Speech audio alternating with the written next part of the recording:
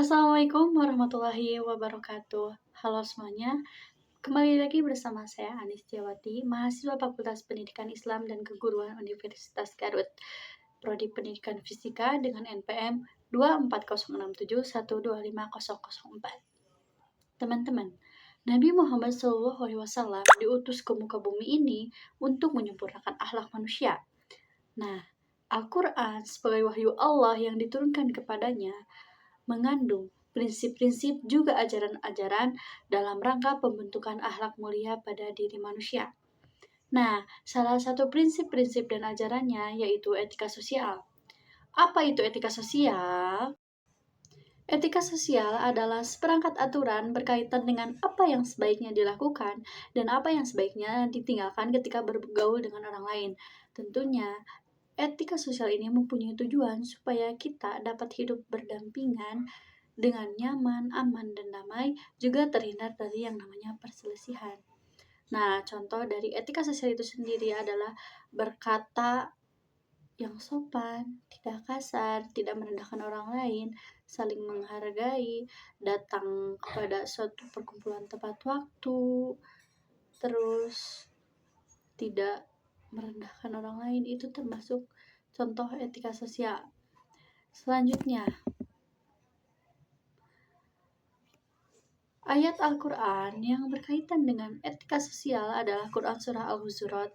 Pada ayat ini, Allah Subhanahu wa Ta'ala melarang kita melakukan 3 hal di ruang publik, yakni pertama ada sukriyah, mengolok-olok orang lain. Sesudah nama, mengolok-olok itu adalah perbuatan merendahkan orang lain dan menertawakan kekurangan yang dimiliki orang tersebut. Misal ada orang yang gagap atau ada orang yang cadel, terus saat dia ngomong, kita peragain dengan maksud dan tujuan untuk merendahkan. Hal itu sangat dilarang dalam Islam karena selain dapat mempermalukan dia, itu juga dapat membuat dia insecure dan tidak percaya pada diri sendiri. Yang kedua adalah mencela. Mencela itu menghina karena kekurangannya. Misal nih, satu orang itu susah banget dalam pelajaran, dia tuh bodoh, terus si guru itu tuh bilang di depan umum kayak, kamu bodoh. Itu tuh gak boleh, walaupun emang sebenarnya siswa tersebut emang benar-benar bodoh, tapi mengatainya bodoh itu tidak baik, teman-teman. Yang ketiga ada anab, menjuluki orang lain dengan julukan yang jelek. Misal kita ke teman kita, si monyet, si anjing.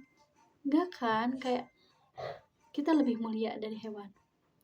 Kita juga punya nama yang udah kayak di marhabaan gitu ya, pakai syukuran, terus tiba-tiba dirubah nama gitu, enak gak? Enggak kan? Jadi stop mengganti nama teman dengan nama lain, apalagi nama hewan. Terus ada lagi nih, biasanya kalau sama teman itu kita tuh suka manggil nama bapak. Nah, siapa yang suka kayak gitu? Itu tuh gak boleh, guys. Dia punya nama, ada baiknya kita memanggilnya dengan nama dia, bukan dengan nama lainnya, apalagi nama bapak atau nama hewan-hewannya, guys. Nah, selanjutnya kita masuk kepada salah satu dari etika sosial, yaitu etika bertamu. Etika bertamu adalah tata cara dan norma kesopanan yang harus diperhatikan saat mengunjungi rumah orang lain untuk menjaga hubungan baik. Nah, yang pertama ada etika bertamu dalam Islam, ada 10 diantaranya. 1. Menggunakan pakaian yang sopan dan rapi. Nah, kalau kita mau bertamu, seharusnya kita menggunakan pakaian yang sopan dan rapi. Tidak perlu bagus, yang penting bersih dan wangi. Hal itu bertujuan kayak supaya kita lebih percaya diri, juga kayak si punya rumah tuh merasa dihargai oleh kita, apalagi sambil bawa tentengan makanan kan kalau bertamu. Yang kedua, mengetuk atau menekan bel 3 kali. Misalnya assalamualaikum, tok tok tok, sampai 3 kali. Kalau misal 3 kali masih belum ada yang buka pintu atau belum ada yang keluar, udah mending kita pulang. Siapa tahu si yang punya rumah tuh lagi gak ada, atau misal dia tuh ada cuman lagi sibuk atau lagi gak mau ketemu sama kita, dan sebaiknya kita menghargai itu dan kita pulang. Kita bisa kembali lagi di lain waktu atau janjian lagi lah sama si yang punya rumah. Terus yang ketiga, mengucapkan salam. Nah, sebagai umat Islam kita tuh harus menebar kebaikan. Jadi setiap kita bertamu atau setiap kita bertemu dengan sesama muslim, usahakan untuk berucap assalamualaikum ya teman-teman. Yang keempat, dilarang mengintip ke dalam rumah. Misal nih, biasanya kalau kita masuk ke rumah orang lain kan, kalau ada ruang tamu, kalau ada pintu yang masuk ke rumah, terus kalau misal si yang punya rumah tuh lagi ambil minum atau lagi ambil cemilan, kadang kita tuh suka kepo gitu, kayak ngintip-ngintip ada apa sih di rumahnya. Itu tuh gak boleh teman-teman, itu gak boleh.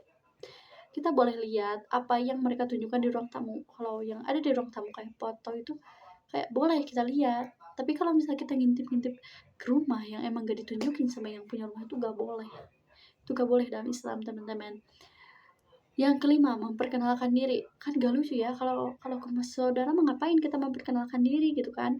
Tapi kalau kita ke rumah orang lain gak kenal, kayak masa tok tok tok masuk diam mah kita ditanya kamu siapa, kan kayak ih kejelas banget ini orang kan kayak gitu. Jadi ada baiknya kita memperkenalkan diri dulu, kayak tok tok assalamualaikum, misal saya Anistiawati, temannya anak ibu, saya mau melaksanakan kerja kelompok di sini, boleh nggak bu, kayak gitu. Lanjut, kita duduk dengan sopan.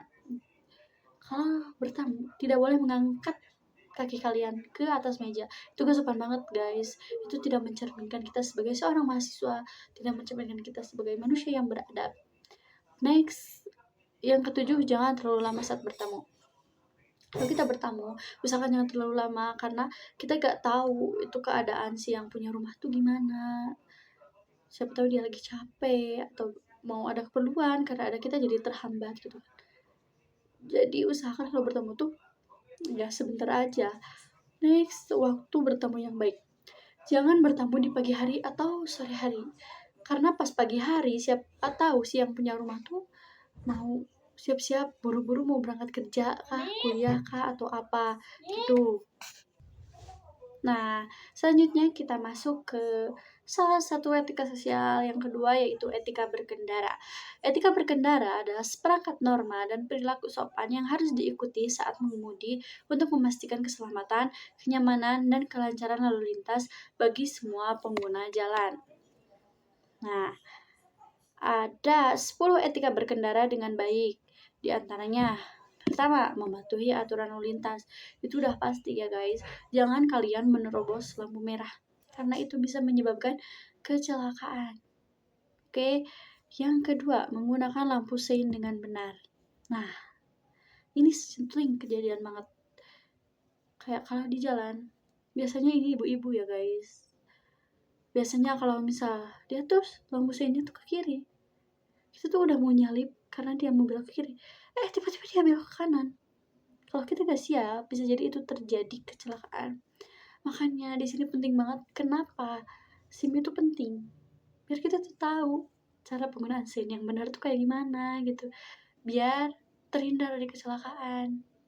Karena kalau salah menggunakan lampu sein itu, selain merugikan diri sendiri, itu juga merugikan orang lain. Jadi kalau mau berkendara, pastikan dulu kalian tahu manfaat lampu sein, kalian bisa mengatur lampu sein kalian. Kalau mau belok ke kiri, seinnya lampu kiri. Kalau mau belok ke kanan, seinnya lampu kanan ya teman-teman. Next, menghargai hak pengguna jalan lain untuk melintas. Nah, kalau kalian lagi maju atau kalau kalian lagi nggak kepepet nih, ada yang mau nyebrang, ya kita ngalah dulu, diam dulu sebentar.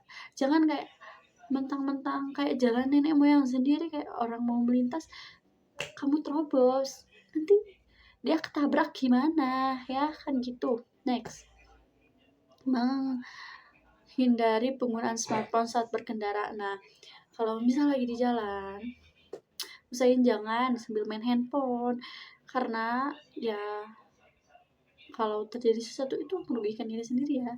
Kalau misal ada telepon mendesak, usahakan kalian tuh minggir dulu, menepi dulu, jangan sambil berkendara. Lanjut, mengemudi dengan sabar. Kayak kalian tuh tahu di depan tuh lampu merah, kalian terus bunyiin klakson. Itu nyebelin banget, apalagi kalau lagi siang ya. kalian gak sabaran menekan klakson. Itu tuh nyebelin banget. Makanya kalian dengan sabar gitu, karena jalan itu jalanan umum teman-teman, bukan jalan kalian sendiri. Jadi usahakan sabar dalam berkendara demi kenyamanan bersama. Lanjut, menjaga jarak aman.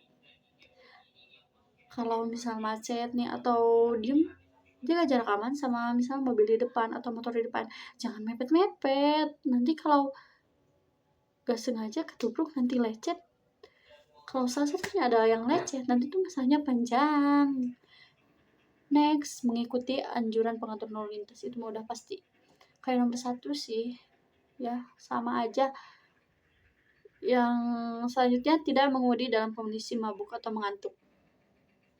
Kalian yang mabuk, jangan sekali-kali bawa mobil. Karena selain ngerugiin diri sendiri, itu ngerugiin banget orang lain. Kalian, jalan aja kalian gak bener ya kalau yang mabuk. Apalagi kalian bawa mobil. Tapi ya, di kita mah jarang ya yang kayak gitu. Next, menggunakan klakson dengan bijak. Nah, suka ada kan yang viral-viral, yang klakson saling bunyiin klakson. Nah, kalau frekuensi gitu enaknya lagi macet, bunyiin klakson ini, ditemal ini.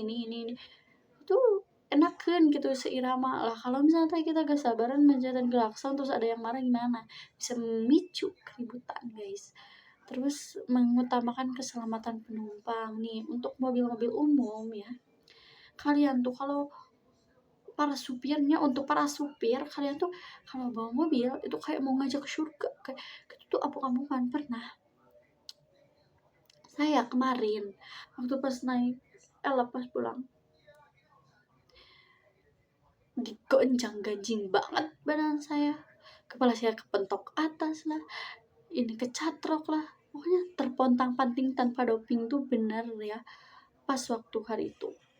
Next, nah selanjutnya ada nih buat yang suka keluar negeri, kalian tuh harus tahu etika luar negeri. Etika sosial luar negeri adalah serangkaian norma dan aturan sopan santun yang harus diikuti saat berinteraksi di negara lain, yang mencakup penghormatan terhadap budaya lokal, norma sosial dan hukum setempat. Jadi guys, kalau kalian keluar negeri, kalian tuh harus bisa menyesuaikan dengan budaya yang ada di sana. Jangan samakan Indonesia dengan Rusia misalnya. Kan kalau di Indonesia kita tuh harus ramah, kayak ketemu orang kayak hai atau sapa senyum kayak gitu.